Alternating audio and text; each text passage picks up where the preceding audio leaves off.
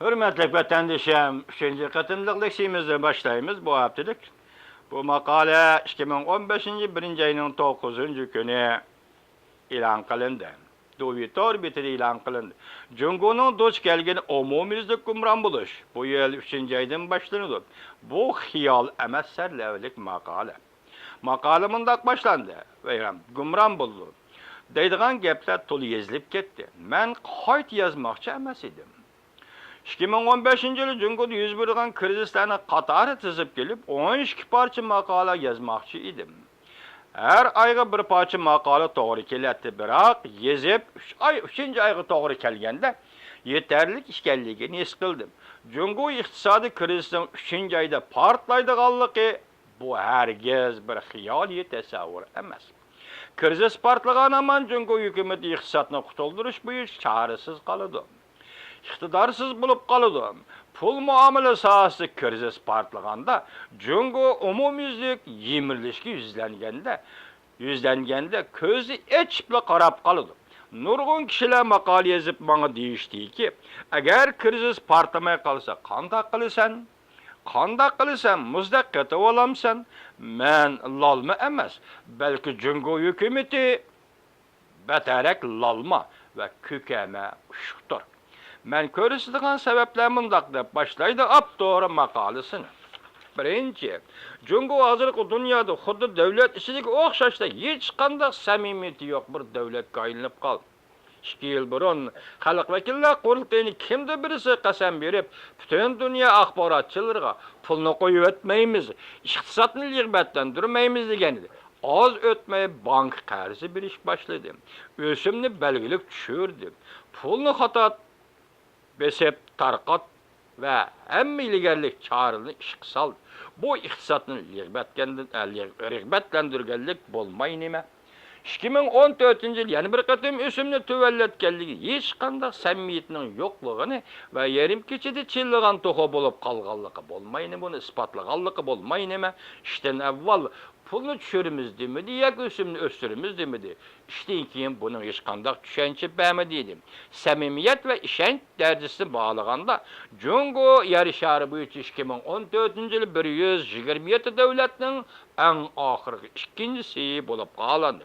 Demek bu ahval Jungo hükümeti hiç kimnin işenmeydiğanlıqını görüstüpedi. Jungo başlığı Jo Xiaochuan, Jungo banka başlığı Jo Xiaochuan 2015'ini yetip keldiğen bir peytte cemiyetin kapital toplaş kölümü doğrusu toxtaldı.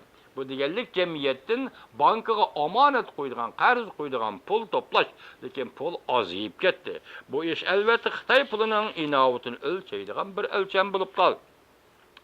2014 yıl 9. ay içinde cemiyetin kapital juğulaşının kölümü düşüp gitti. Bu ahval bank tarafını, hükümet tarafını oxşaşla ensir etti.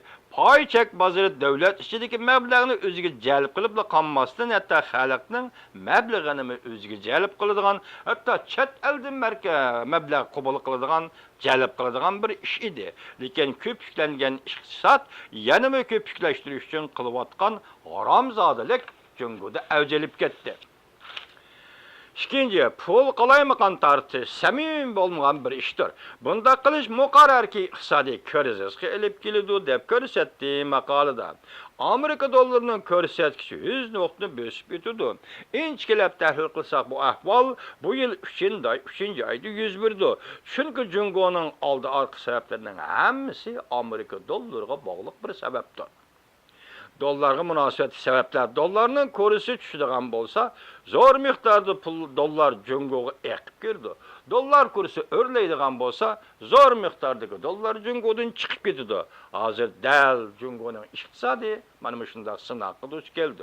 Jungo'da öy imaret kesbinin gumran buluştuğun belgisi, tümür odasının düşüp ketkenligidir. Şundaqlı altın bahasının $1000'ga düşüp kalgallıqıdır. Baltık boyu pul ko'rsatkishining 1000 noktaga yetip kelganligidir. O belge payçek bahasının 1664 yetip kelgenligi bularning hammasi hozir Jungoda agar dollar ko'rsatkichi 100 yetip kelgansa, Xitoy pul qiymatining 1 dollarga 6 yuan 6 mo'ga almashtirilish darajasiga tushib qolishi ehtimolligi intayin zo'r. Xitoy xalq pulini qalaymiqan tarqitgan bo'lsang, gumron bo'lasan deganlik. Buni oxirgi natijasi gumron bo'lasan deganlik. 2015-yil 3-oyga bekitildi. Demak, Xitoyning gumron bo'lish payti, pulning paxallanish payti, kursining tushib ketish payti, Xitoy pulining oxiri chekinish payti, yoki bo'lmasa dollarning jungunishdan chekinish payti, uy imorati, banka, pul iqtisod munosabatlarining hammasini hozir Xitoyning iqtisodshunoslari 2015-yil 3-oyga ekilib bekitdi. Demek bir yerda 3-oyda dollar o'sim qo'shiladigan bo'lsa va uningdan keyin zapas pul komiteti 4-oyda yana bir qatim o'sim qo'shiladigan bo'lsa, bu vaqtda Jungoning iqtisodiy ahvoli nima bo'ladi? 3-oy hozir bir belgilik oy, to'xtamliq oy bo'lib qoldi. Xitoy xalq puli o'zaro pul almashtiradigan davlatlarning puli 20% dan ortiq baholashidi. Bu pullar masalan deydi. Yevro puli, pound sterling, Angliya puli, Yaponiya yeni, Kanada dollari, Avstraliya puli qatorli pullarning hammasi Xitoy bilan hamkorlik va iqtisodiy munosabat to'xtamlarini imzolagan pullardir deb. Bu pullar 20% dan tuvallisiga kursidan ayrilib qolsa, qimmatdan ayrilib qolsa, shular bilan aloqalashgan Xitoy pulining qimmati nima bo'ladi? Bomi tushib ketadi deydi. Demak, mushlarning hammasini hozir Dovi Torbidizning yozgan bu maqolasida bu 3-oyga to'g'rilab kelyapti. Dollar Jungodan qochadi deydi. Demak, hukumat 3-oyda yuz bergan krizisni hech qanday o'z oldiga bir taraf qilinmaydi. Bu hukumatning qo'lidan kelmaydi. Biz bu yil 3-oyni mana shunday iqtisod Jungoda gumron bo'ldi degan so'zlarni qarshi olamiz deydi Dovi Torbiti 1-oyning 9-kuni e'lon qilgan maqolasida. Hayron qoldigan yerimiz shuki, Dovi Torbiti Xitoyning o'zining Torbiti edi. Bu maqola qanday e'lon qilindi?